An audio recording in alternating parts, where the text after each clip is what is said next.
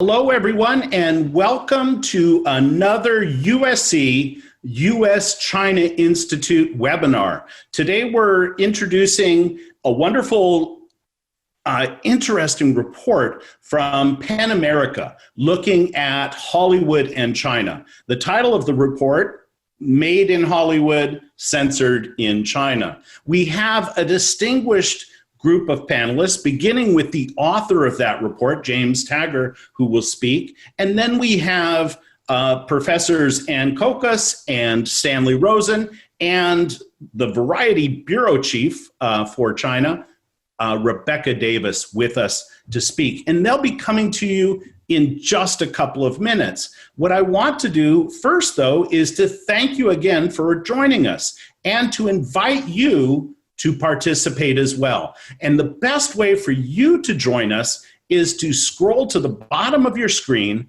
click on the Q&A button, and then type in your question. We're going to we already have some questions submitted, and I know that we'll have quite a few.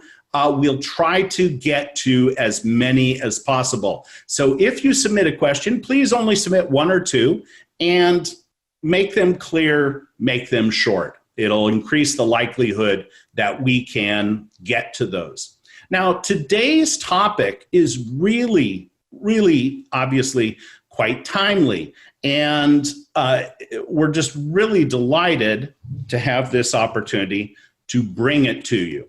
This topic, the question of Hollywood and China, and the efforts on the part of filmmakers in the United States to reach filmgoers in China, is a very important one. And it's one that certainly the industry has paid a lot of attention to. China is the second largest film market and growing faster than the North American market. The industry's paid attention to, but so has virtually everybody else. We've paid attention to it at USC as well. And so we just want to touch on a couple of those points. Now, one of the things that we've done is, of course, pay attention to what others have said. And so the U.S.-China Economic and Security Review Commission is a U.S. government outlet, and they've looked at it. And you can see they produced this report in 2015, directed by Hollywood, edited by China, how China's censorship and influence affects films worldwide. So the issue has been out here for quite some time, not new today. But China has changed. The United States has changed. The relationship has changed, and we think it's important to peer into this issue. Now, we looked at it when we were looking at the last presidential election in 2016 for our China Card conference. We touched on this theme too, because just before the election, there were a lot of advertisements that went out arguing that China was owning the US, that by owning film theaters, by owning studios, Chinese entities would be able to influence the United States. So the issue's definitely been out there. If you've been following the US-China Institute on our Facebook page, you've also seen some statistics. So for example, if you looked at the films that were nominated for the Best Picture Oscar, they weren't shown in China. And they did generate some traffic in Hong Kong and Macau, Hong Kong, Macau, and Taiwan, but were not scheduled to be shown in 2019 in China. Some were scheduled to be shown in 2020. Of course, the entire 2020 story has become one of COVID-19, closed cinemas, and a lot of difficulties. But one of the other things that we touched on is if you looked at the biggest box office films in China in 2019, you saw that most of them, 8 out of the top 10, were produced in China. And so you saw that sort of dominance. Numbers 8 and 9 were produced in the United States, part of the Fast and Furious series, part of the Spider-Man series. And if you went back to 2018, you saw that US films loomed larger in China's top 10 box office list. So we're talking about a lot of money. The money that's shown here on the screen, 196 million, 191 million, that's just the China box office for these Hollywood productions. Now, at present, the Trump administration has launched an all-of-government approach to China, pushing back on China. And this is long time in the making, going back to the national security strategy in 2017. But we have seen it through 4 big speeches, most recently Secretary of State Mike Pompeo. But before that, we had William Barr, who went after films, went after video games, went after these giant industries for what? He said they caved in to China. They caved in specifically to the Chinese Communist Party. And this, of course, has made this question highly, highly charged. Many people within the industry feel under attack that just by trying to succeed and bring films to Chinese filmgoers to make money for Hollywood studios to employ Americans, just for doing these things, they've become a political punching bag. And so some people are refusing to comment on these kinds of charges. It's a very, very sensitive moment, a very complicated one. And it's terrific that entering the discussion right now is this extensive report from PEN America. And we're delighted to have the opportunity to have its author with us today to present the report and then to discuss with it the report's importance, its agenda, all of these different issues. Now, we've worked with PEN America once before when we looked at social media censorship and those sorts of questions. What we're doing now, though, in looking at Hollywood and China, is we want to examine the motivations, what are the pressures on producers, what are their instincts, what sorts of choices have been made, what sorts of choices could be made. And so we've got a distinguished panel to discuss these things. But first, we're going to start with the author of the report, James Taggart, who is the Deputy Director of Free Expression Research and Policy. He's the author of this report. He has long experience in the human rights field, looking at civil society. He's done research in Southeast Asia, and we're really, really excited to have James with us. He has a legal background and is a wonderful writer and speaker. So now let me turn it over to James to introduce us to the PEN America report. Thanks so much, Clayton. I really appreciate that kind intro. I appreciate all the attendees joining from across the country or across the globe. A special shout out to the students who recently completed PEN America's Free Speech Summer Institute, the Ink Tank, who might be with us today. I appreciate all of you being here. As Clayton mentioned, PEN America is a free expression advocacy organization advocating for freedom of expression as well as literature. We're engaged in promoting freedom of expression in the United States and around the world. And for a long while, that has included our reporting and advocacy series on China, including one report that Clayton mentioned, which was our report in 2018 on digital and social media censorship in China. And we've had previous reports, including a report that I see is somewhat connected to this report, which was foreign writers being censored in the Chinese language translations of their works that were brought into mainland China. And so this is indeed really a charged moment for this particular conversation. But for us, this is a report that has been in the works for over a year. And one of the reasons we were driven to produce it is we were looking at Chinese governmental efforts to essentially pressure corporations across the globe into what we consider to be a posture of silence on things that the CCP, the Chinese Communist Party, might find offensive. So for example, the major academic publisher, Cambridge University Press, that attempted a couple years ago to pull titles from access by Chinese audiences due to fears of retaliation. Or when global brands are forced to apologize for using the words Taiwan or for using a quote from the Dalai Lama. And we identified Hollywood as the most visible and perhaps the most important example. So I want to walk us through a bit of what our report discusses. But first, before I get into how Hollywood is increasingly self-censoring when it comes to China and issues that it worries will sort of fail to flatter or upset the ruling party, I want to start with the why. And Clayton intimated this. Why is Hollywood self-censoring? At its core, it's a simple sort of two-step rationale. The first step is the sheer economic imperative of gaining access to the Chinese box office. As Clayton mentioned, the Chinese box office is essentially poised to overtake the American box office as the most significant, notwithstanding the fact that coronavirus has thrown all these things into disarray currently. But more and more, entry into the Chinese market is the deciding factor for whether a movie, especially a blockbuster movie into which Hollywood studios have poured millions of dollars, whether it succeeds or fails financially. And the second part is that a foreign movie's entry into this market is completely dependent on whether the government allows it in or not, which means that entry is predicated on compliance with Beijing's formalized censorship system. If government censors don't like the dialogue, don't like the setting or the actors or the plot lines, that movie may not get access. And we discussed within this report how Beijing's goal, and here I use the term Beijing to refer to the Chinese government and or the ruling party, Beijing's goal in influencing Hollywood is not merely to erase or diminish movie content that they object to.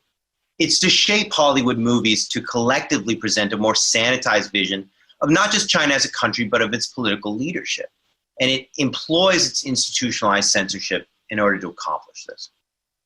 So officials will wield this market power as a tool to pressure Hollywood studios to cooperate with censors.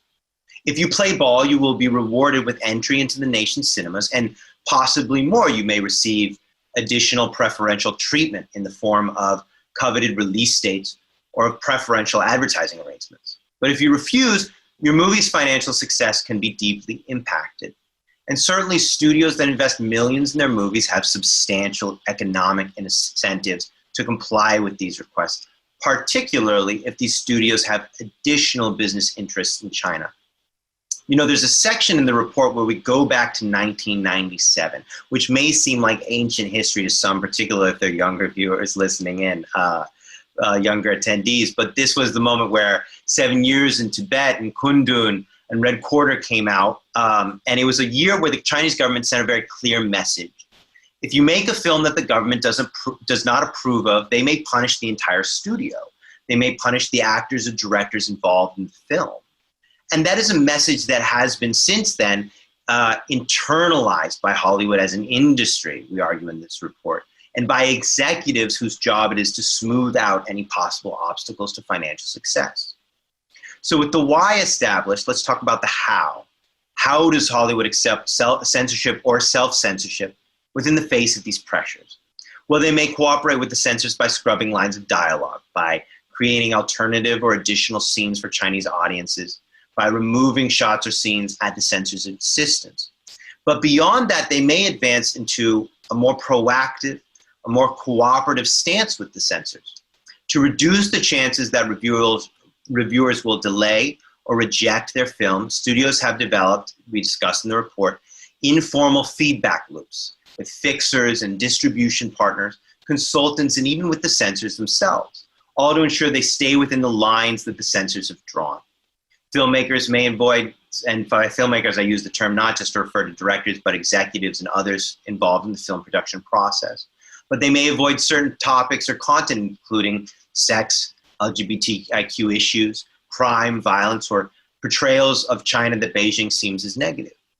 And for some movies, studios have gone even further, editing or shifting content of a film's global release in order to ensure that it has a better shot at being shown in China, or even inviting Chinese officials on set during production. What this all means, we warn in this report, is that one of the world's greatest creative industries is increasingly allowing the Chinese government this sort of informal veto power from, at some point, in some situations, from the very beginning of the process over what stories it tells. And we give various examples of this throughout the report. And with this report, we try to take pains to explain how examples that may not seem that significant to us at first glance can actually be quite significant. An example we spent some time on is the World War Z. I'm sure we all remember the zombie movie, Brad Pitt running around the world. I liked it, but I'm a zombie movie fan.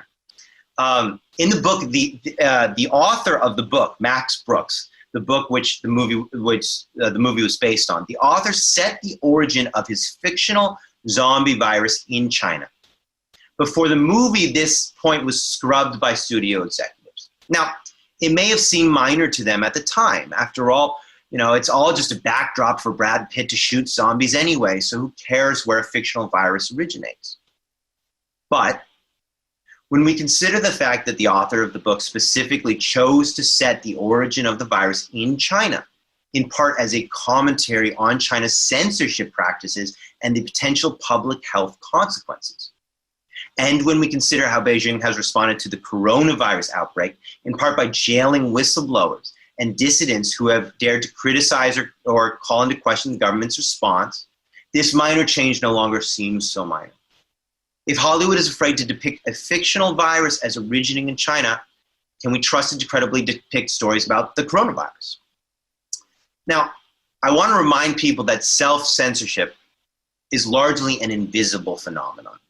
And ultimately, the great consequences of this attitude of cooperation with the censor has to do with the stories that will never be told. And at the end of the day, that's really our greatest fear in trying to address this phenomenon.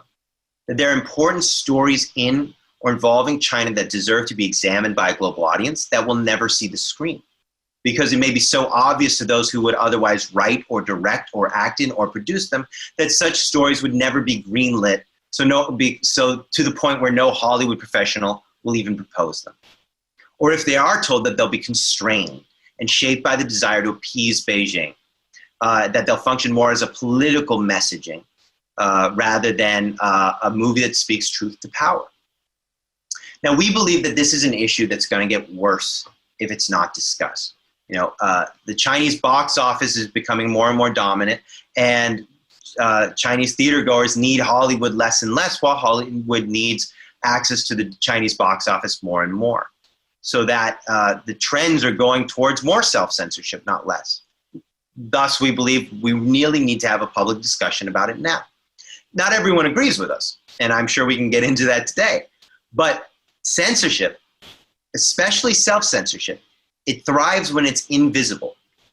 And to that end, we actually end our report with a series of recommendations that call on Hollywood as an industry to take several major steps.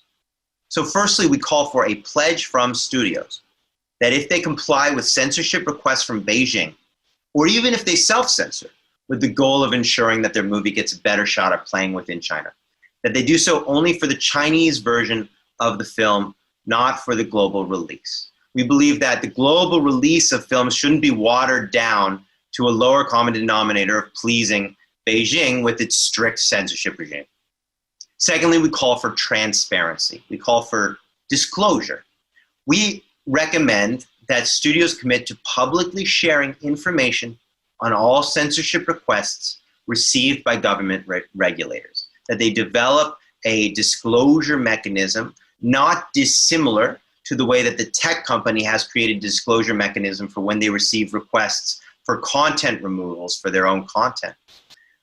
And we believe, by the way, that that should be from any government, that such a disclosure mechanism should be globalized, not just apply to Beijing, but whether the request is from Beijing or Washington or Riyadh or Cairo or Moscow.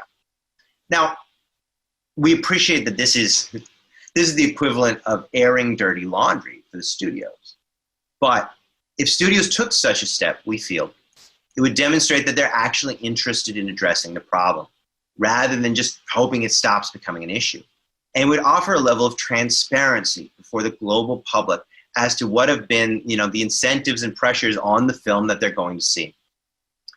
We end up calling for greater leadership on this issue from the Motion Picture Association and the major studios that the MPA represents.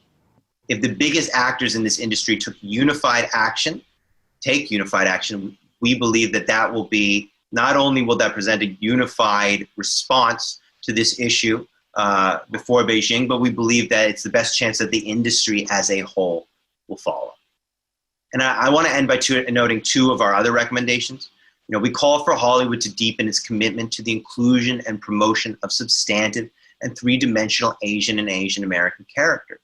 We are aware that as this conversation about the way that Hollywood responds to pressures from Beijing is going on, there's also a conversation about how to ensure that there's more diverse representation, including the representation of Asian voices in cinema. And as an organization that's dedicated not only to freedom of expression, but of uplifting all voices and increasing cross-cultural collaboration, we recognize that as a moral good, but not only because there's this pre-existing need, but because the absence of such characters from Hollywood only creates a vacuum for Beijing to enter in and insist on its own portrayals of Chinese characters in ways that serve its own interest rather than that of the audience necessarily. And secondly, we call on Hollywood to engage in acts of solidarity with dissident, exiled, and independent Chinese filmmakers who are resisting censorship. This may include working with smaller or independent filmmakers who aren't afraid to criticize the CCP, or working with Chinese filmmakers outside the country who have more space to tell uncensored stories, including stories about China or things that are happening there. At the end of the day, for us at PEN America, this is not a US versus China issue. And that's really particularly important to say, given the present moment that we find ourselves in. A moment where the Trump administration is ratcheting up the US-China rivalry and depicting this as part of that broader rivalry. Especially also as well at a moment when xenophobia is on the rise as a consequence of COVID. And for those reasons, we want to make clear that for us, this is not about great power politics. This is about ensuring artistic freedom for filmmakers, free from the constraints of any government's dictates or censorious pressures. As an organization dedicated to cross-cultural collaboration, we're the first to support the idea of movies as a bridge across nations, cultures, people, and borders.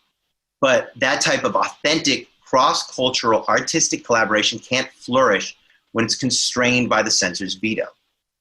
Ultimately, the movies that Hollywood makes are viewed by the whole world. And we have to zealously safeguard any filmmaker's ability to operate free from censorship pressures that seek to corral this storytelling power into a specific political narrative. And we see this particular report as part of those efforts.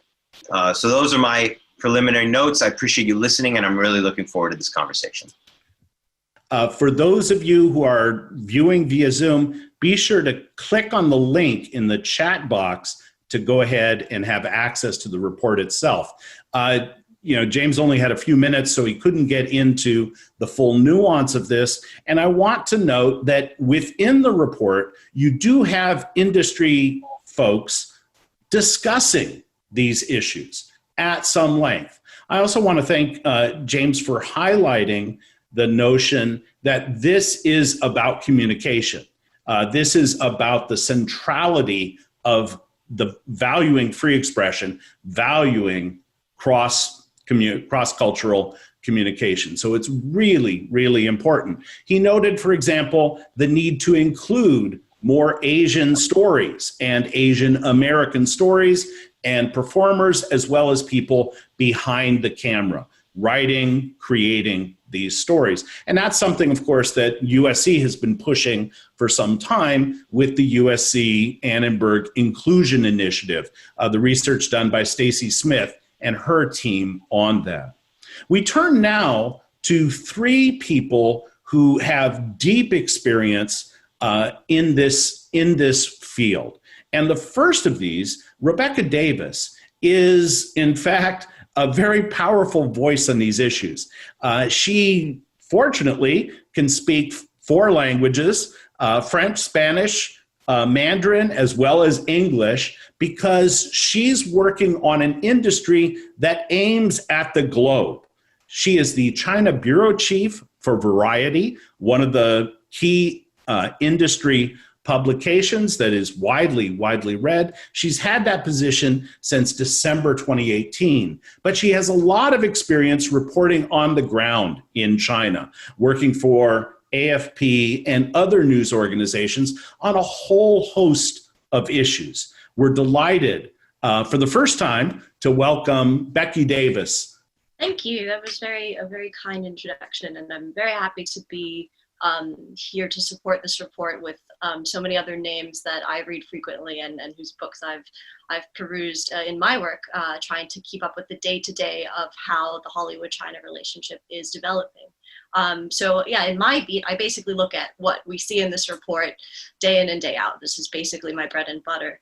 And I would just highly recommend, again, for those of you who have the time and the interest, to really go back over, and if you ever need a good overview of just how the Chinese system is set up in its unique, strange way, very different from any other country, this really lays out all the different elements, from the flat fee and revenue sharing films, the different ways that foreign films have to come in financially into the Chinese market, to, you know, who actually is within the government making these decisions bureaucratically when it comes to censorship, things like that. It's all in there. So I'm just grateful for Penn putting this together so that I can send it to my own colleagues, to anyone I run into who's interested in the China market. I think this is just a really good overview and resource, so I'm really glad to have it.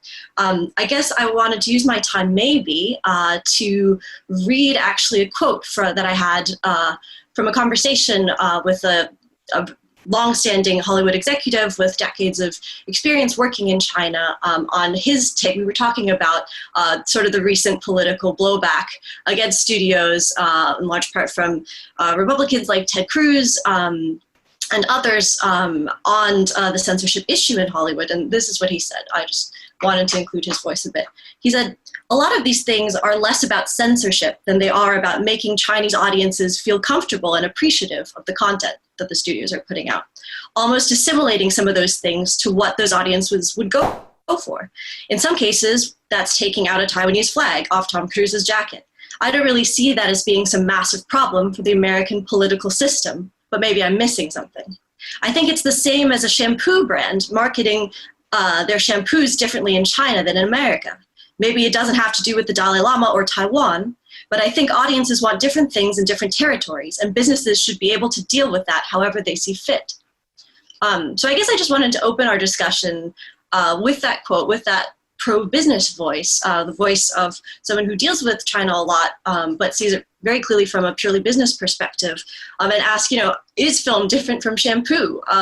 If so, in what ways and why? You know, and how can we encourage U.S. businesses to do something for which there's really no business case? And how can we push for change when companies are, of course, working within a capitalist system where they're always going to go after the greatest profit, which is going to be doing anything they can to maintain their access to the Chinese market. And that's really because there's this strong, as James sort of described, there's a really strong symbiosis in a way between the China market and Hollywood. Hollywood films over a certain size need that box office money in order to even get their films off the ground. And China, in its turn, also is not yet able to make as many fantastic films of the caliber that Hollywood does that are going to get those box office numbers to keep their own turnstile spinning. And they're also an industry that needs that money. Their government entities, whether it's the state-run distributor, China Film, or others, also rely on that income because they get a significant cut of every film coming in. So there is a symbiosis. And I guess I just want to say that perhaps recently, given that this has become such a sort of a partisan issue, seemingly on its face, with people like Ted Cruz or Trump hammering on China for his own political ends, it seems, to say that, you know, this issue isn't just a political trend or a hot potato to toss between parties, that having this report from Penn, which is an organization committed to defending free speech and is historically not an ally with the likes of those who are perhaps pushing this message currently in the American political arena, gives the issue, I think, much needed bipartisan clout, and you know, just maybe will helpfully bring this message to a different group of people who might be more receptive to it. I guess I'll stop there. Our two speakers have already emphasized that, you know, the purpose of the report and the purpose of this session is not to somehow advance one party's political agenda over another. We are focused on an issue that exists and has existed through Democratic and Republican administrations. And so this is not intended to serve the political aims of one party over another. But Rebecca has just asked us a wonderful question. How does a Hollywood product differ from a product, some personal care product, shampoo, or anything else? How is it different? And why does that difference matter? Now, a number of you have been posting questions. Some of you have more or less the same question. We'll be getting to those, so please feel free to continue to do that. We turn now to Ann Kokas. And Ann is a longtime friend, both a personal friend, but also a friend of USC. I've known Ann, as have others, from her UCLA days. She wrote for Asia Pacific Arts, and she has quite literally worked in the industry from a Chinese perspective. She studied directing at the Beijing Film Academy. She represented various industry groups in China, has worked on this. Her book, Hollywood Made in China, is widely cited. It is quite literally the book in this field. She's been asked to testify before Congress, which she did in 2018. We were happy to have her introduce her book at a presentation at USC. And so for more Ann, you'd be able to click on that link and go and see her introduction of that book. But right now, let's turn to Professor Ann Kokas from the University of Virginia, Department of Media Studies. Thank you so much, Clay. It's such a pleasure to be here, to be virtually with all of you and to see old friends and to meet new friends. I'd like to thank the Library of Congress, Kluge Center, and the National Endowment for the Humanities for letting me be here today. And I'd like to thank USC and PEN America for this amazing invitation. The report is inspiring. It's, yeoman's work done at a time of high levels of political tension in this area. So it's very exciting to see such an incisive contemporary take on this issue. So I'd highly recommend checking it out. My perspective on the report is kind of thinking about how some of the recommendations may play out and ways that we may encourage adoption, because I think that the recommendations articulated are really important and they lead to potential policy options. So one thing that I was thinking about, the report actually urges public reporting on the specific types of changes that are made. I agree with that recommendation. I think that there are potential business challenges, as Rebecca alluded to actually getting that type of recommendation made public. However, I do see a very clear business case for a cross-studio aggregation of requests that are made and shared internally between both within a studio and across studios, specifically articulating the legal rationale for which individual requests are made, so that studios actually have information on what laws are being used to censor their products, who is actually in charge of making these decisions, what that chain of command looks like. I think there's a lack of clarity in terms of how these censorship processes work. And by actually tracing those internally within studios and across the industry, there's an opportunity to make the process of making films in China more transparent, as well as to fight back collectively against egregious instances of censorship that different studios are seeing collectively. The other thing that I think would be really important is to actually work with industry organizations beyond the Motion Picture Association of America. So for example, the Internet and TV Association faces very similar types of censorship within a Chinese context. And because of centralization in the Chinese regulatory landscape, they actually are being censored by many of the same people. So I think it's really important to look at these cross-industry association collaborations in an effort to reduce censorship. The other thing that I think is important to call out, I really loved the report's emphasis on enhancing the role of Asian and Asian American creators in films and the importance that this plays in terms of building the relationship between Hollywood and China. One thing that I've observed in my research is there's actually a silencing of the voices, not just of Asian American actors, but of Black, Indigenous, and people of color actors in Hollywood studios because of concerns that lead actors or directors from those groups may not actually play well within the Chinese market. And this is a very specific type of self-censorship that reinforces these representation challenges that Hollywood studios are encountering. So I think that this is an important thing to highlight within the context of the Chinese market. The other thing that I really appreciated about the report was the ways in which it highlighted the importance of working with small and medium-sized studios and smaller directors, smaller filmmakers who may be interested in kind of pushing back against dominant party narratives. And I think it's always important to make the distinction between the party and the regulatory apparatus and different filmmakers who operate in different relationships to those different apparatuses. One thing that we're seeing within the period of COVID is a lot of those voices are being silenced internally within China because the studios that are able to continue production and are able to kind of continue working through this lengthy shutdown are those that have tremendous government backing or corporate backing from firms that are very closely imbricated within the censorship mechanism like Alibaba or Tencent. So I think that this is a particularly challenging time to work with those partners, though I appreciate the importance of highlighting them. And then one final thing that I want to bring up is that this is a moment, as James highlighted, this is a moment where these issues will only come to the fore even more, because what we're seeing is the collapse of small and independent filmmakers, both because of long-term censorship domestically within China, as well as because of the financial pressures of COVID. So we're seeing the Chinese market actually moving even more toward a very strongly government-controlled landscape. So while there may have been more space to push back years ago, we're seeing that the partners that Hollywood studios may have domestically within China are much more conservative than they would have been even 4 or 5 years ago. So again, I think this is really important work, and I really appreciate the chance to read and comment on it.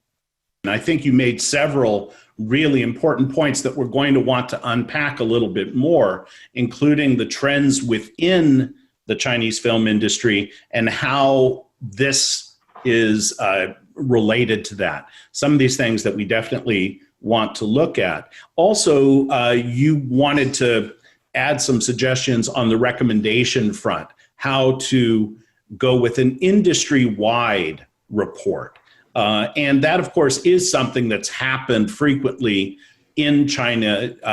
You have American Chamber of Commerce, subgroups who go to the government representing the entire industry as opposed to representing a single company, so as to make it harder to target a specific player and to try to increase the impact.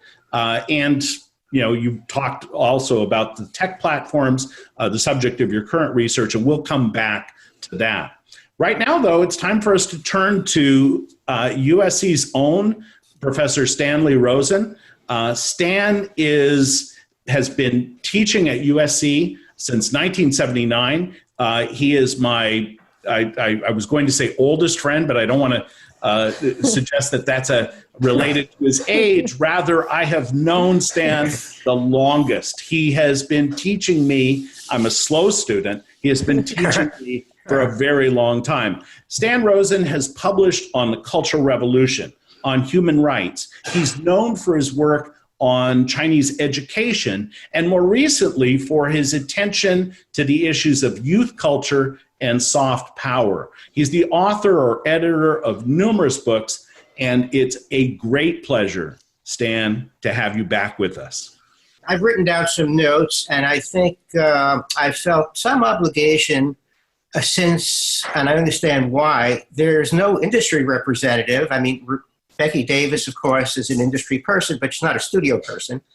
And in the report, I think only Mike Medavoy, who basically said we shouldn't be telling China what to do.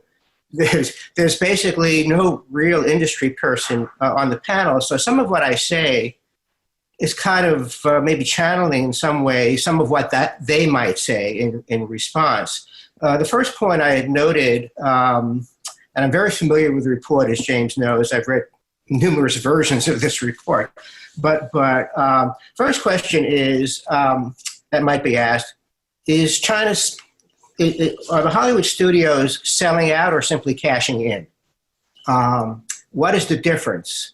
Is it in the eye of the beholder? Is it the same thing? The issue of translated books was something I was going to talk about, but James has already mentioned that. That's an individual decision.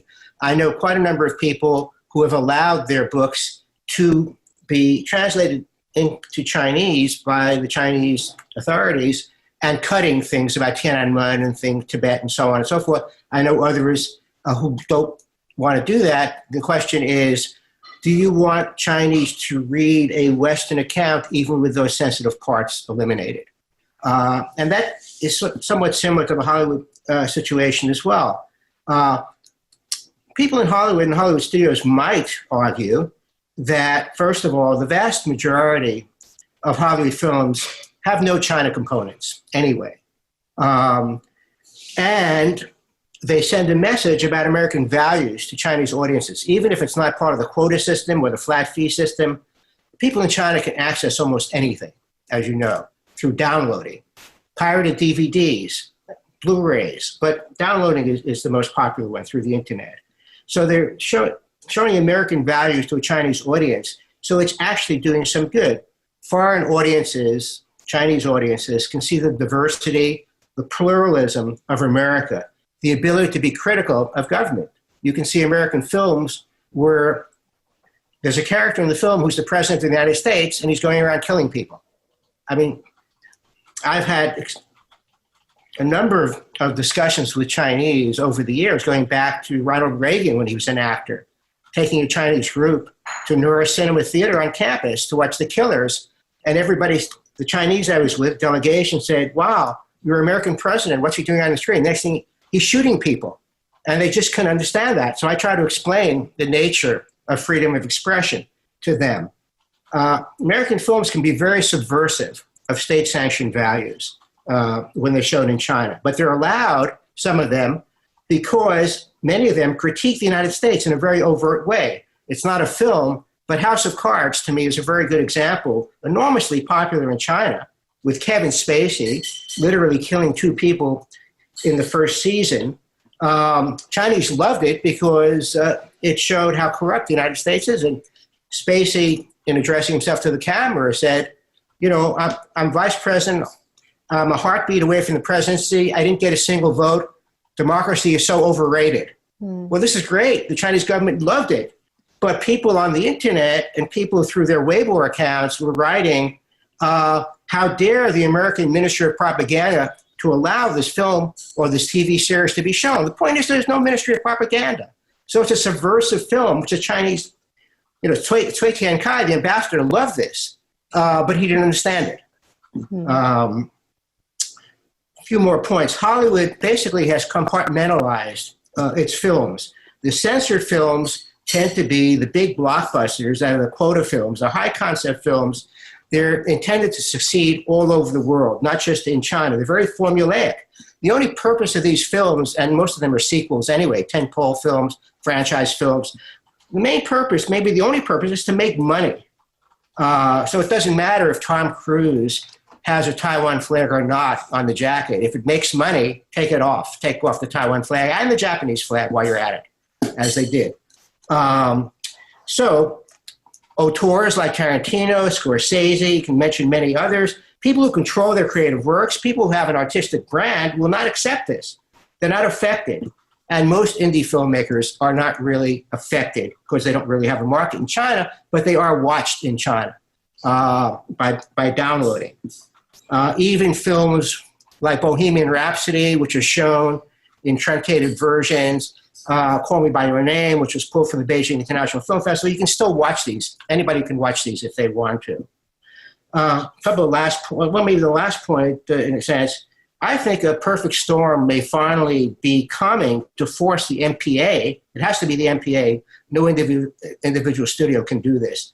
The MPA to make a unified statement now that we see the Trump administration, the Congress, both political parties, everybody is opposed to China. The latest Pew survey that came out recently, polling in June this year, showed a favorability rating of China of 22%, the lowest, pretty much the lowest ever. So I think something will have to be done. maybe the last thing I would say is for a Hollywood studio, the question is, I think it's just been raised by the excellent comments previously, do you want to be in the market or not? What cards do you have to play? If you don't play along, you're not in the game. It's that simple. You have to play in order to profit, right?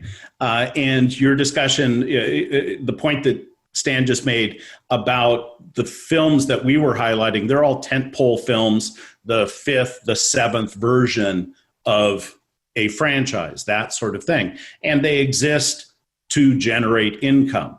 And it goes to what Becky had to say about how is this different, well, that she quoted somebody as saying, how is this different from so? Now, Stan raised the question about industry representation on today's panel. And I want to assure the audience that that's not because we didn't try. We simply could not get someone to agree to join this discussion.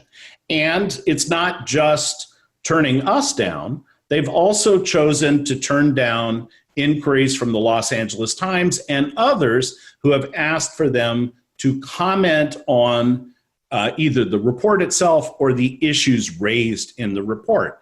And so this gets to the question of censoring oneself about censorship, choosing not even to talk about it.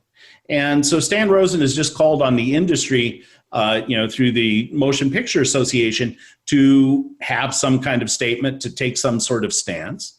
Anne has discussed trying to do something, on an industry-wide basis, responding to government requests.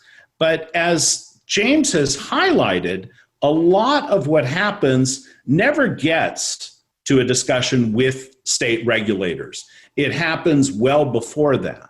And now my question for all of you, and we'll begin with Anne, is the question of, is the problem getting worse? I want to first respond to this idea that just because something is a tentpole, it's kind of empty of content or empty of context. So actually on the first page of my book, Hollywood Made in China, I bring up the case of Transformers 4, which is a Transformers movie. It's like it's a 14-year-old boy's, like monster and robot movie. But it was released in Hong Kong the weekend before July 1st, the day that Hong Kong returns to China. And in the film, in order to save Hong Kong from the Transformers, the Beijing Minister of Defense sends the Chinese Navy into Victoria Harbor. And this is something that was like a Michael Bay extravaganza. We saw this, this like explosion and all of these Chinese naval ships in Hong Kong. Fast forward to 2020, on almost the same exact day, the national security law was passed. We look at a case like Abominable in 2019, which was initially a collaboration with Oriental DreamWorks, a collaborative project with DreamWorks Animation. They included the 9-dash line, China's contested maritime claim. If we look at the case of Doctor Strange, another tentpole film, the character of a Tibetan character was completely excised from the film itself. So it's not like we can say, oh, these are big budget entertainments and this content doesn't matter. It does. And in fact, I would argue that it matters more because more people see these films than see auteur-driven cinema. Is it getting worse? I think it's definitely getting worse, particularly at this very moment. No one is going to American movie theaters right now, but Chinese theaters are opening. Granted, it's much more tepid. They're at 30% capacity. The numbers are way down from 2019, but at least there are open theaters that people can visit. I question if we continue to have this extended shutdown of American theaters and reluctance to return back to theaters, how this balance of power will shift. We're looking at enormous pressures on the industry, the global industry, can't without ticket sales. If you're limited to selling to streaming platforms or coming up with some other distribution model, how can you have these films that cost hundreds of millions of dollars to produce and market, right? So that's a very important question. Let me go now to Stan, but I also hope to hear from Becky and from James. What direction are we going? Is censorship Is self-censorship getting worse, getting better? Is it the wrong question? Yeah, I raised my hand mainly to respond quickly to Anne, my good friend Anne Kokas. We always disagree on everything, of course, but in terms of, but since I knew her as a graduate student, I feel comfortable in criticizing or at least differing with her. But in terms of Transformers 4, I never said these tentpole films were empty of content. Quite the contrary. I agree with you on that. In fact, I think something like, and I followed Transformers 4, the making of it as you did at the time, and how they went through co-production status, not co-production status, and product placement issues. They were very, very clever, as was Iron Man 3, in getting all the benefits of being co-production without being co-production, and putting in my Chinese politics class or other classes, I sometimes show some of Transformers 4, some clips where, for example, they are appealing only to a Chinese audience, and an American audience won't even understand it. For example, Mark Wahlberg early in the film sends a drone to a bank in Texas to get an ATM to get money, and the bank card is a China Construction Bank card.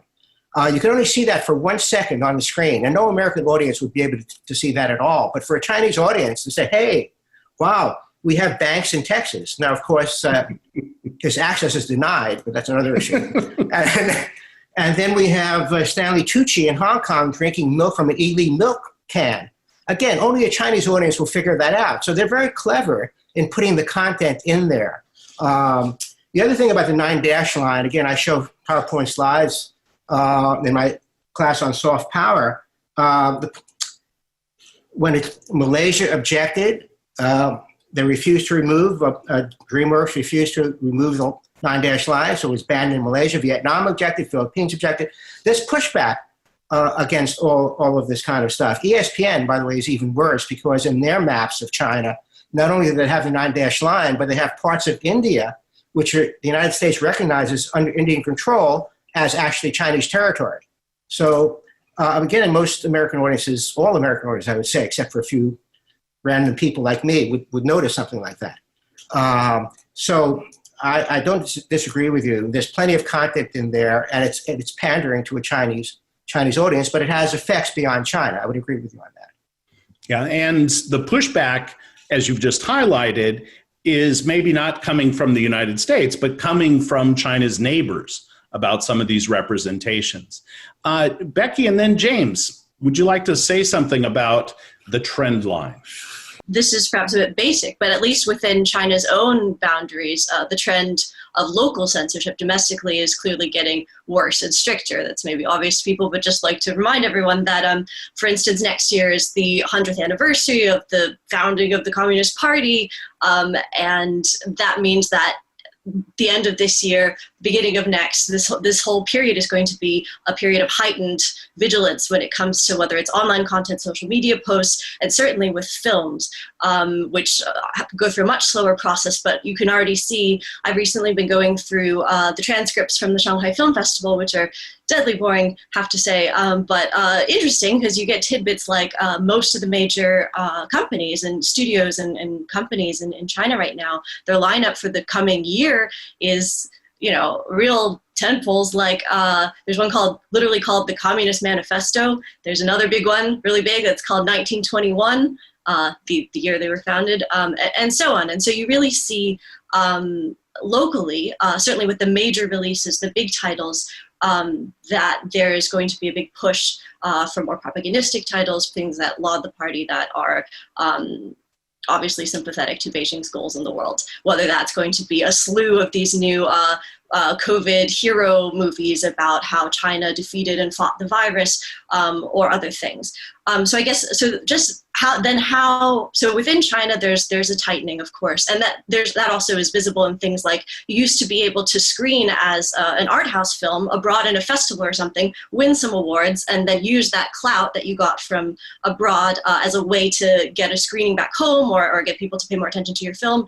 Now, in the past couple of years, there was sort of always a rule in the books, but they really started enforcing in the past year or two that you can no longer go sort of that backdoor route. You have to have full approvals that dragon seal stamp of approval before your film plays, no matter where you show your films, even if you don't, unless you truly have no intention whatsoever of making any profit from China on streaming or in theaters, which is basically no film ever because films take money, unfortunately. So that's sort of the domestic trend. Now, how might that affect the US and US studios trying to respond to that? Frankly, I'm less sure, but I do think that one thing that's important is that local tastes are also clearly shifting, in part maybe because what you feed people they want more of, and so there's sort of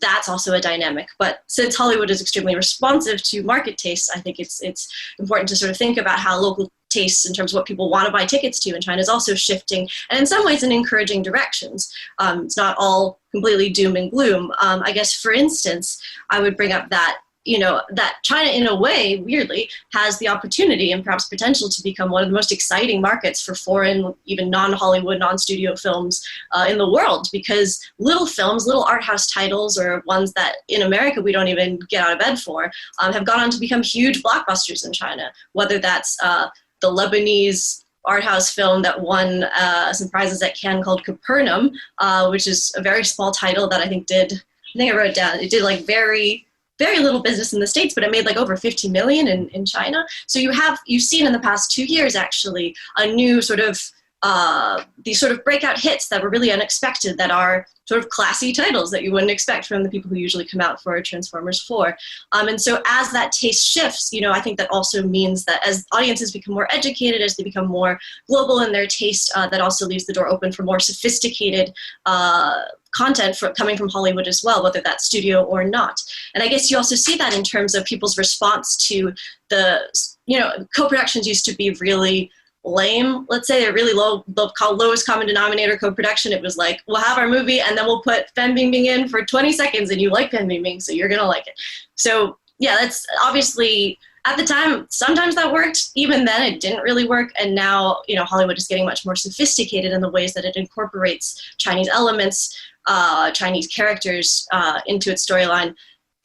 So you have the Meg or something where it's like people fighting a shark, great. But, maybe as audience taste becomes more sophisticated as well, we'll see more sophisticated integrations of Asian characters, which would be the upside. The downside would be then that, of course, we just have more sophisticated, more hidden ways in which China is the positive character, the savior, the CCP is, saving Matt Damon from Mars, or so on.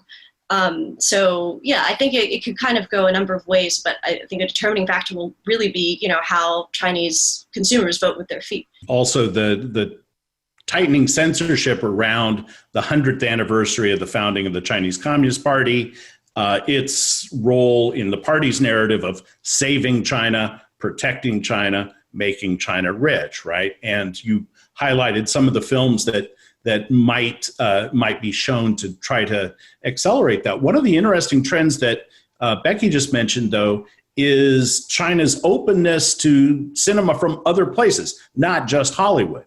And you could point to Indian films and things like that. And one wonders, is it only the Americans who are worried about this censorship question? But let's go back to James. You wrote the report on this subject of censorship, and the picture you put is pretty gloomy. We believe that the problem is worsening. And obviously with an invisible or at least semi-visible phenomenon like this, it's impossible to build out a data set and say X number of films self-censored in 2012 and Y number of films self-censored in 2019. But let me note for you a couple of the trends that we identify in the report that lead us to conclude that it's worsening. And a couple of them Rebecca touched on. But the economic incentives are changing. China's box office needs Hollywood less and less, while Hollywood needs China's box office more and more. And the Beijing officials have been very good at leveraging that fact. Additionally, and we talk about this in the report, we point to the 2018 shakeup where the Central Propaganda Department was given powers over censorship of film.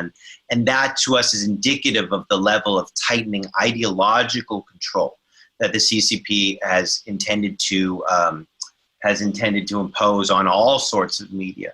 And certainly under Xi, we've seen that tightening ideological control, including on films. It makes me think of one of the commonalities between the previous report, which we launched, which the launch event was at USC, which was on digital social media censorship. And this is, I think, the average person just thinking of censorship thinks of a set of static rules. Don't do X, don't do Y, don't do Z. The Chinese state model of censorship is much, much more dynamic. And what that means for them is actually they can tighten and tighten and tighten in ways that aren't necessarily as immediately apparent, but allow them to be much more proactive with their goals of what they're trying to accomplish with their censorship. So particularly when it comes to the Central Propaganda Department and CCP's goals of not only kind of silencing or mitigating or making invisible things they don't like, but instead promoting actively flattering content that is on the upswing. So those are several trends that lead us to conclude that the problem is indeed getting worse. And why we end the report by saying, you know, the time for unified Hollywood action on this is now, not later, because it will not become easier in the future. Just having people aware of the problem, which people have been aware of the issue for a very long time. And we can go back to the 1980s and 1990s as Hollywood sought to enter this. Anne was making reference to 1997. You know, these kinds of issues have been known, and your suggestion is it won't get easier with time. And it certainly is unlikely to get easier at a moment when the US and China are rivals economically and also pushing on each other in terms of security questions, international governing organizations, and a whole host of other questions. So it's a complicated moment. What about these industry trends, the economic pressures? And that has already been highlighted by Anne and a couple of the other speakers. How does that factor in? And how does, and this is in the report, the increasing role of Chinese investment facilitating a whole host of films, including many that are not explicitly about China. STX, for example, frequently turns to Chinese funding to produce films that are intended for an American or non-Chinese audience. I was wondering if we could get our speakers to address the overall economics of what's going on and the role that Chinese financing plays in some of the decisions that get made. So I think that gives us a great segue into this question of how are films similar or different than shampoo? I thought it was a great thing to bring up, and a really important one. So in some ways, they're the same, right? From an economic standpoint, if you're a company that's looking at the number of widgets that you make and the amount of profit that you're able to make on those widgets and how consistently that profit is returned to you, then like soap and movies are the same thing. If you're just looking at the balance sheet. And I say this as a former management consultant. Like my management consultant brain is like, yeah, you know, you just want to make a consistent return. That's why you make 15 different versions of the same movie. But at the same time, we're talking about narratives that shape the way that we understand the world, and the ways in which we understand how people talk, how people govern, how people think about their interpersonal relationships, how people are able to express themselves. And in this sense, films are very, very different. And while I have argued in other settings that in some ways this kind of commercial pressure on Hollywood studios has not necessarily an equivalent effect, but has a censorship related effect on the types of stories that we see. The real issue is that the kind of limited space for free expression that exists becomes more limited when Hollywood studios are trying to contend with both the economic challenges that they face, the kind of pressure to produce enough widgets that are profitable enough, along with the actual content guidelines that the Chinese government outlines. One of the other trends, of course, is streaming. And some of you have looked at this question. The series that Stan highlighted, House of Cards, of course, was available on Chinese streaming platforms. Cui Tiankai, the ambassador, spoke well of it. What about, again, this shift and making filmed entertainment more accessible? You no longer have to go to the cinema. You can watch it, and Chinese increasingly have the same big screen televisions as Americans. How is that playing in? I was wondering if Becky or others would like to talk about these trends as well. China has added thousands upon thousands of theaters. COVID-19 shut them all down. They're opening in a stumbling sort of fashion. But even without that, you have people turning to these other platforms. I'll maybe jump in here. Actually, we wrote our first cover story on China this year about this very issue, about sort of how COVID has catalyzed what was already becoming a shift in China really towards streaming and online. But with COVID, of course, it was just, the nuclear force that propelled it even further that way much more quickly. I think, so to kind of combine the two questions in a way, I think, going forward, it seems that because of political issues, U.S.-China co-productions of the more of bygone days, where you really have two companies working together under the rules that China has laid out for what is an official co-production, that sort of model is not really going at the moment. Like, it's really because the U.S. and China are at such loggerheads and movies take so long to produce and are such a big financial risk. You don't see, if you're making your film now, who knows what the relationship is going to be between the two countries in 2 or 3 years when it comes out. And currently it's even a risk for Chinese productions to hire U.S. talent, whether that's a director or other things, because if political situation is bad and your film is about to come out, your film could get banned for no reason. So I guess the reason I bring that up is because the real model I think that we're going to see the most of going forward is more this sort of Chinese companies doing business in Hollywood, investing in films that you really wouldn't think had any Chinese investment in them, whether that's Midway, which is a U.S. World War II film about the U.S. military story, weird for China to be there, or whether that's, like A Dog's Journey, starring Dennis Quaid, which obviously a Chinese company thought would appeal to Chinese audiences because more and more people are pet lovers.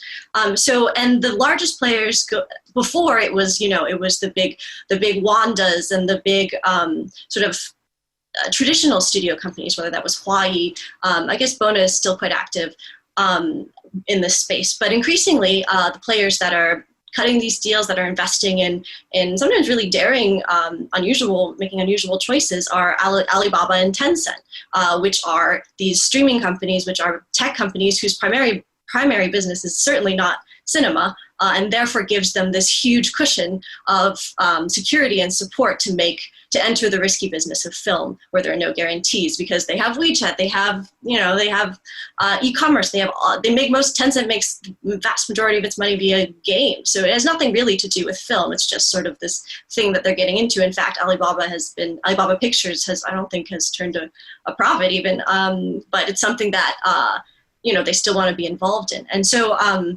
I guess through sort of losing my train of thought here, trying to combine the two, but to say that it's not that through these types of cooperation, even though, for instance, Bona Film Group, which is one of China's major studios, one of its most long-standing traditional film studios, technically Bona is Poly Bona, which is got a Chinese SOE that got its start as an arms manufacturing, but has since devolved into other things, whether that's fine art or culture or performance spaces or film as well. Now it's one of the leading film producers, but just because it has sort of that background doesn't necessarily mean that the PLA is looking over Bona's shoulder every time it decides to invest in Hollywood, and the PLA influenced Dennis Quaid's role in A Dog's Journey.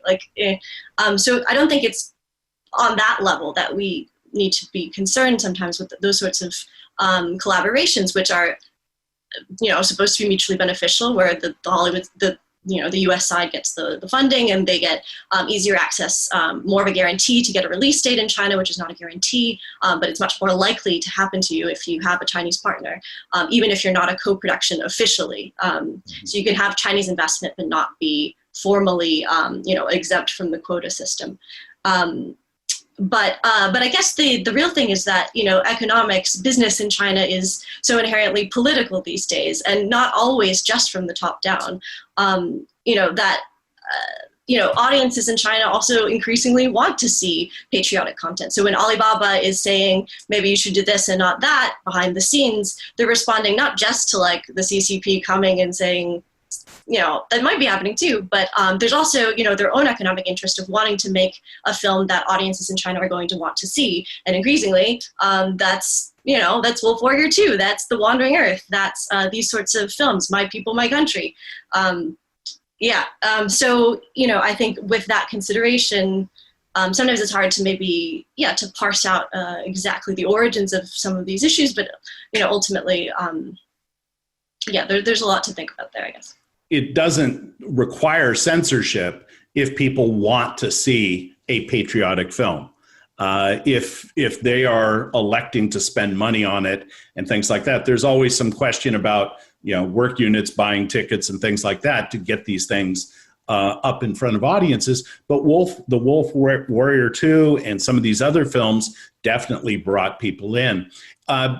Stan and James, if I could hold off asking you about the economics for a moment, I wanted to raise a question, and many people have asked a variety of questions that we're trying to bring in, and we'll bring in as many as we can. One that comes up is about collaboration. And Becky just talked about it. One reason why Alibaba or somebody else might invest in a Hollywood or some other foreign film is to gain some experience working alongside and seeing how stories are told, how decisions get made, how films go from an idea to a commercially successful product. So they get that. And one of the questions we have in the Q&A is the question of influence in film schools. Because, of course, USC, UCLA, NYU, all of these places which help students learn how to make films, they have a great many students from China, and many students are interested in the China market, and they're coming together. And we have an inquiry here about Alibaba, Tencent, and other Chinese film industry forces, even in the pipeline of filmmakers. Do you see that as an issue? And let me go first to Stan Rosen. My comment was, of course, in response to what Ann and Becky was saying. So I have to shift gears because I had 3 or 4 points in relation to those economic issues. Well, go ahead, and if you'd like to loosen up by going to one of those. That's okay. Well, yeah, maybe because it may be somewhat related. 3 quick points based on what had been said. One, in terms of films like Midway and The Meg. I think Midway is very good, the Chinese see, because it's against war against Japan, for one thing. The Japanese don't look particularly good in that film. But The Meg is even more interesting because I don't even see that as a co-production in some ways. That could be made anywhere. It takes place it has Li Bingbing, of course, takes place off the coast of Hainan. But again, the message you think you're sending may not be the message people are receiving, even in China. So people on the Weibo were talking about what an intelligent shark. It only eats Westerners, not Chinese. That's great. So that was a positive for the people making the film, but for people watching it, it's pandering in a sense. It's so obvious in some ways. In terms of Chinese investment, Green Book was an Alibaba investment. This has been played up. If you read the Xinhua reports or any of the Chinese media, after the Oscars, when Green Book won the Academy Award, and Free Solo, Bao, Minding the Gap, either won or were nominated for Academy Awards, the Chinese media, the official media, were all about how China is now conquering the film world, how important they are in global filmmaking. But in fact, it had nothing to do with China. You might have had, in a film like Bao, that very short animation, which won the Academy Award for short animation, somebody who is of Chinese origin in Canada. Minding the Gap, Free Solo, somebody whose parents might have been born in China, but they're claiming this is a great Chinese victory. When the producers for Green Book went on the stage, I didn't see any Chinese faces among them, even with Alibaba's investment. So this is a prestige issue for China, investing in these films. One last quick point, and maybe somebody else, I don't want to say too much, somebody else can answer your question about film schools, and be a good person to do that from UCLA. But the co-productions in the past were fake co-productions. If you look at I look at international box office figures, 2009, 2010, you had Chinese films abroad. They don't even publish this data as of 2018. It's too embarrassing. But before that, every year in the film yearbooks, you can see the data for Chinese films abroad, how much money they made. And in 2009, 2010, there was one movie that made almost all the money in some way. 68% of all Chinese films abroad in 2010 was Karate Kid. In 2009, 42% of all Chinese films abroad was Mummy 3. These are Hollywood films. They're not Chinese films, but before Zhang Shun took over as head of I don't want to give too much away. I'll probably be hurting myself by doing that. But before they changed the leadership in the co-production office, people at the lower levels were simply reporting the figures on co-productions, and people above weren't paying attention and said, wow, we're doing so well, because the numbers went up 40% every year in terms of success of Chinese films abroad. Once they said, no, it has to be a real co-production, it dropped precipitously, 40%, 40% the next 2 years, because 90% of Chinese films abroad, the money they made was on co-productions, and often they were not really Chinese films. Okay. Let somebody else talk. We will do that. Thank you. And before we drift too far, would anyone like to speak on the pipeline question? I'm sharing this from the perspective of someone who attended a U.S. film school and a Chinese film school. And when I was a student at the Beijing Film Academy in the directing department, I was taught how to censor films and produce films according in the Chinese framework. And it was the way, we weren't taught to censor these things, but we were taught about how to frame content, etc. To be perfectly honest, I don't think that changed how I would tell a story in my very poor student productions, or even in the books that I'm writing or the things that I'm saying. Hopefully it seems like what I'm saying is relatively balanced. One thing that did happen though was I developed really important friendships and really important connections that have actually allowed me to maintain relationships with people over the past 20 years. And I say that for the same of the Chinese students that I met while I was a student at UCLA. They remain close friends. And in this moment of heightened tensions between China and the United States, there are still people that I can talk with, and we can actually form an important cultural bridge. So there's a lot of discussion about, about whether or not there should be students studying in STEM or engineering areas. I don't really want to, this is not specific to that conversation, but I think when we're talking about questions of the arts or of social sciences or humanities, if anything, we should be increasing exchanges between our two countries. There's a very kind of misplaced proposal to cut the Fulbright program, cut U.S. Fulbright to China and Hong Kong. And I think if anything, now is the moment, as a former Fulbrighter, the people that I met during that experience are precisely the types of people that we should be able to appeal to now in this time of heightened tensions. On some level, that is why one of the reasons why we highlighted one of our recommendations is supporting independent Chinese filmmakers. It's part of why what we discuss within the joint production section, the section in our report that discusses joint productions, is that we are in no way against the idea of cross-cultural collaboration. In fact, PEN America as an organization was basically founded to promote that very concept. But we highlight the fact that with the joint production structure, that you sort of have this silent third partner, which is the figure of the censor, and that is what troubles us about joint productions.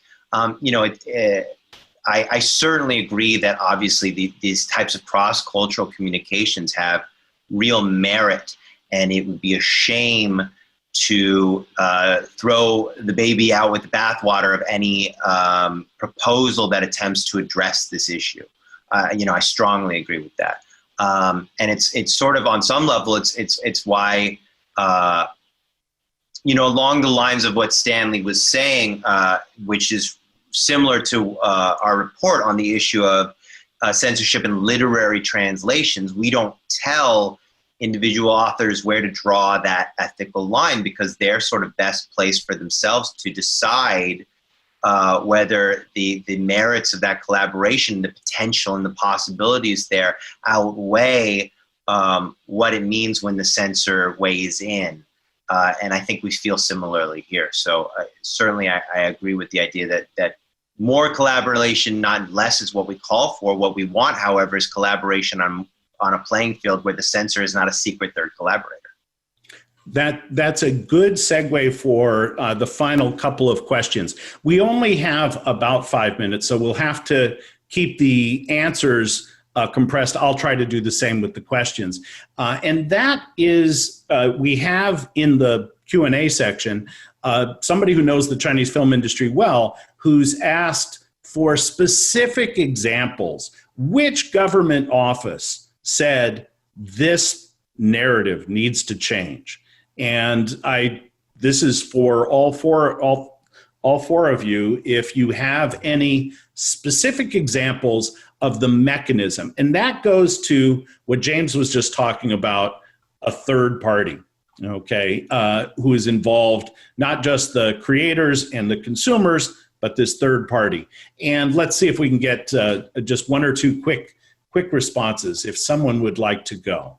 So a couple of things. Most of the examples that I found in my research are actually of Hollywood studio executives self-censoring. So the Sony hack is a great example. There are a lot of cases in there. There's also this guy from Doctor Strange who was a writer. He went on this pothead radio show and talked about why he changed the name of the character in Doctor Strange. However, that being said, before things were as tight, I was able to interview Zhang Shun, who Stan referred to, about the process of making co-productions. And she was very clear, both in our interview as well as at later conversations that I had with her at different conferences, that she would meet with producers and give them notes on their treatments, actually. So not even on scripts, but on the actual ideas, if they were thinking about collaborating with or distributing a film in China. So that was the that was the State Administration of Radio, Film, and Television, which then became SAFT, which has now been elevated. So I'm not sure what the current mechanism is, because at this point there aren't really people who are at least willing to talk to me, maybe to others, but there definitely is direct government engagement. And that's one of the reasons why I really want to reiterate the importance of studios actually working together and keeping track of the types of requests they get and from whom they get those requests. Even if they don't share them publicly, if they're able to save that data, then they can actually push back against it collectively.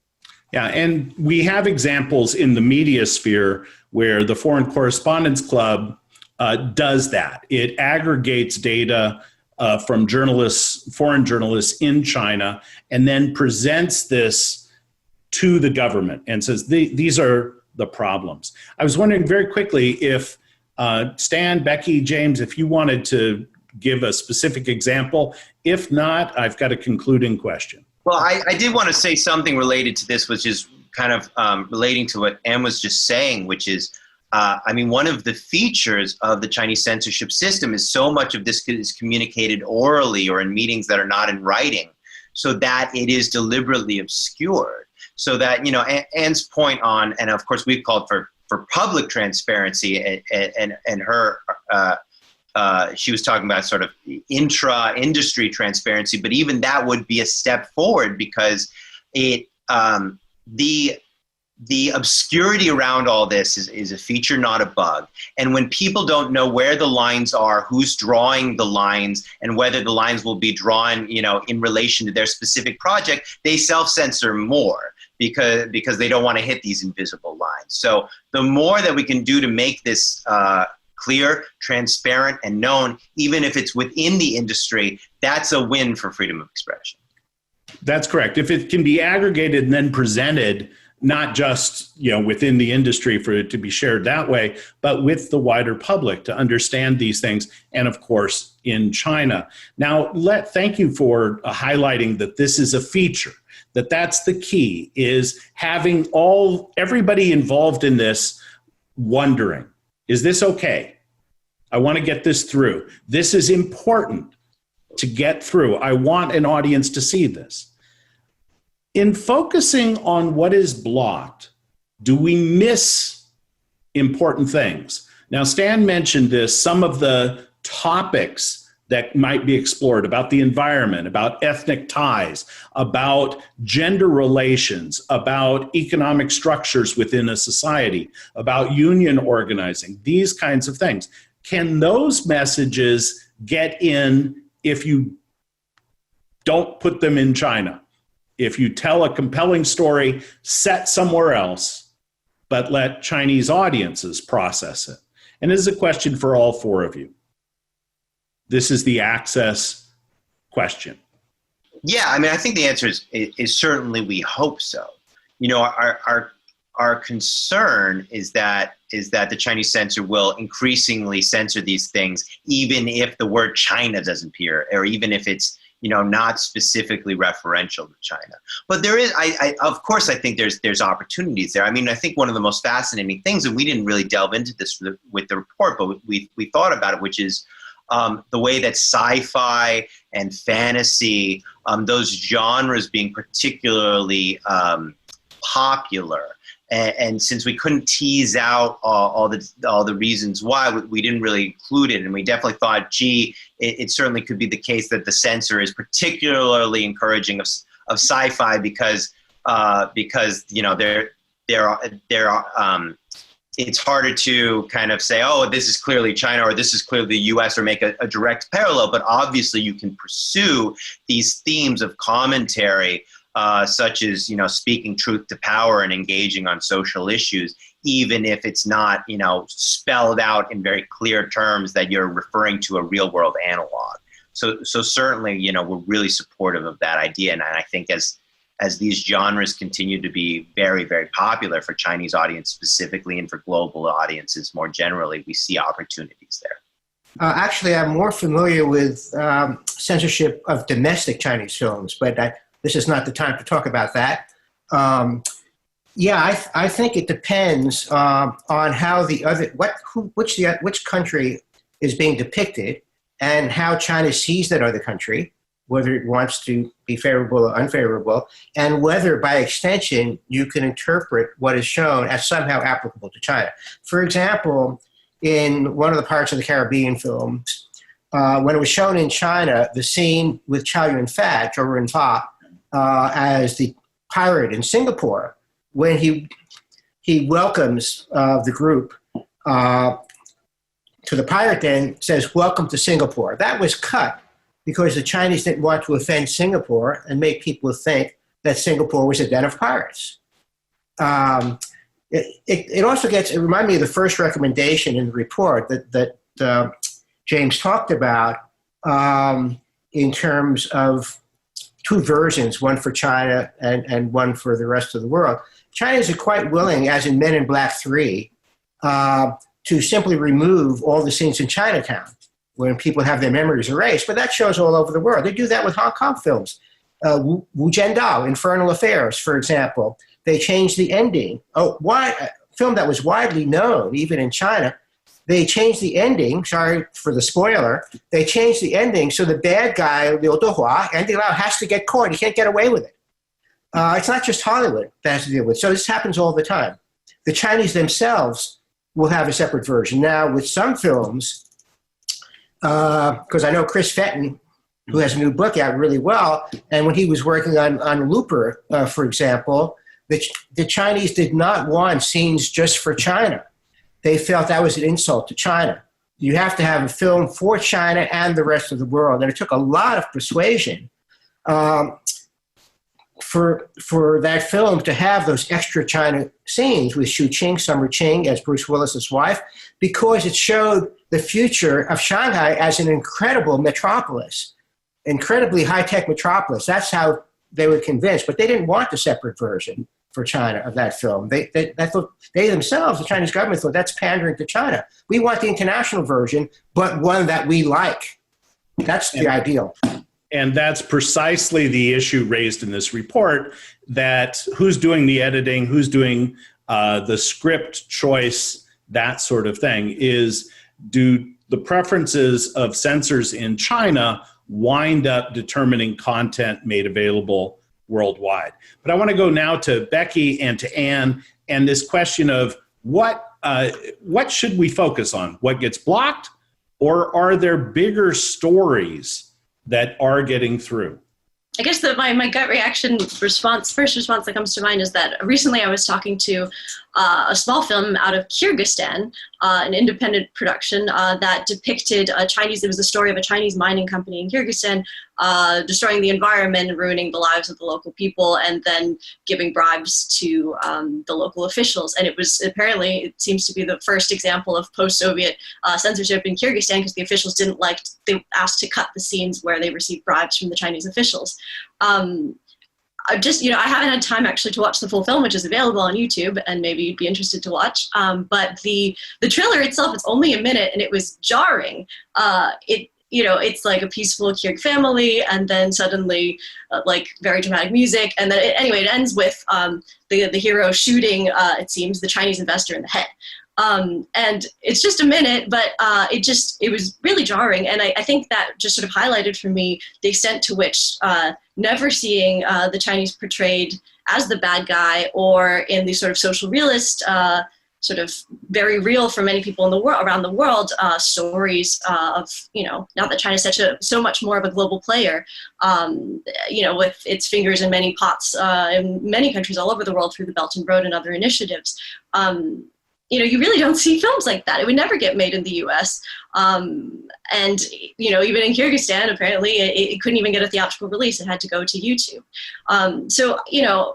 I am curious in a way, to what extent, especially as China engages more deeply with, say, international film festivals, whether that's, Cannes or Berlin or Venice, the Chinese companies and the money they bring, and the Chinese market is immensely important for those festivals. And the selections that they make are subjective ones. They're made by humans and people who keep those interests in mind. And so you also have sort of these historic channels of the film industry that elevate content and bring them to a wider platform, or stamp them with approval, are also, part of a system that is not completely independent of the sway that access to that market might have. So I guess, I would just point out perhaps that, also since the shift in 2018 or last year really, to the new elevating film to the Central Propaganda Department, we have a new group of censors in charge now that even, China Film Group people that I speak to are sometimes often very baffled by, because they're technocrats. They are party people.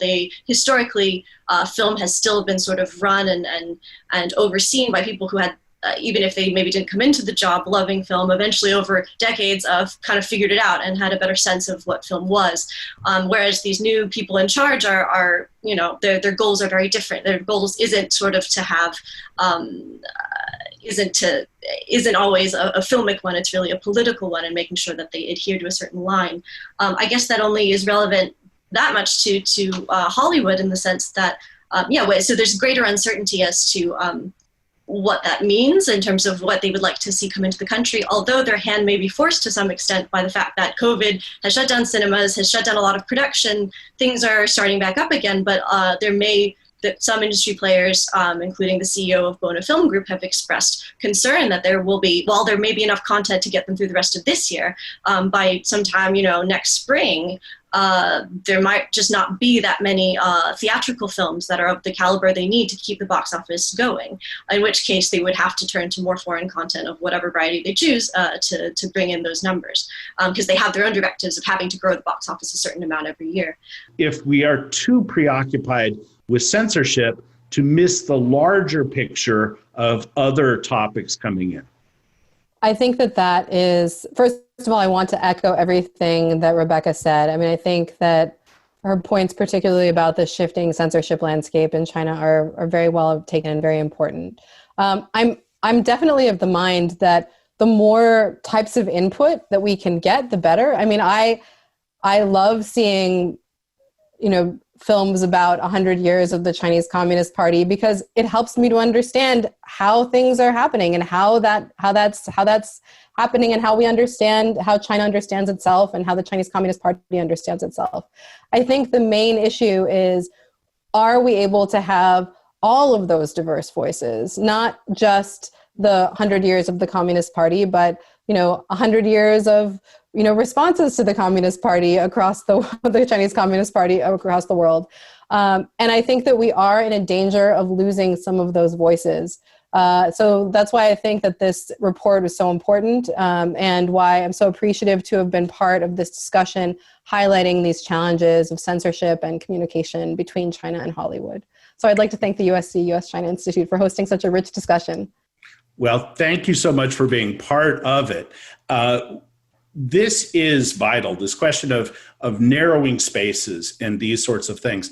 James, you're the author of this report, and we want to remind people to click on the link to get the report, take a look at it, and continue to interact on these questions. But James, any final thoughts? I want to jump into something that has kind of popped up from different commentators during this, which is kind of one of the more complex nuances to tease out, which is when executives, studios executives say, listen, we're not doing this to please the Chinese censor, we're doing this to appeal to the Chinese audience. And we acknowledge that that's a complex distinction, and that gets us into a gray area. Particularly when it comes to, concept of just like patriotism, a Chinese audience may respond well to patriotic representations of China, regardless of whether the censor imposes that as a requirement or not. One thing we are concerned about with that, however, is how easily that line can be used as justification to excuse self-censorship, when the mentality may be, oh, this will please the censor, but it's vocalized as, oh, this will please the Chinese audience. And of course, when it comes to self-censorship, it may be that even the person saying it doesn't truly have a sense of where their motivations lie. And of course, that's one of the more insidious ways that self-censorship works, by attaching itself to other kind of concepts that may make more sense or be more defensible on paper, and yet there's still that subconscious idea that it's the censor that has motivated it. So acknowledge, the nuance and the grayness of it, but at the same time, it illustrates how effective self-censorship can be instantiated within, in this example, Hollywood, through Beijing sort of nudging them to take that approach. The key point, of course, films are an incredibly collaborative enterprise. Millions of decisions, small and large, go into the making of them, right? Do we cut this out for time, or do we cut it out because it might offend some portion of the audience? It might offend the censors. All kinds of decisions go into this process. And what the report is asking is for these decisions to be made consciously and perhaps more publicly, more transparently, and for people to be a little bit clearer about this. Clearly, the gray areas are enormous. We've gotten some wonderful examples of, of censorship, but also topics that have somehow seen the light of day. Dying to Survive. Now, this is a Chinese-made film for a Chinese audience, but as Stan suggests, it pokes at a very important issue. And it was the number 2 film at the box office a couple of years ago. So this space is a very important one. No medium is as powerful as film, whether it appear in a cinema, on television, or on a small phone screen. It has power, what you choose to include and what you choose to exclude. And so it's important for us to be wrestling with these things. Once you mention Dying to Survive, you have to look at the original story and how it appears in the film and what was cut out. And then you see why it was allowed to be shown. And that's part of what Anne was talking about. We know what the party wants you to think about the party. The question is, what do other people think about the party? Bringing in some of these other voices. Friends, we've had a large and dynamic audience tonight. We thank you for joining us. Take a look at the report. Stay connected.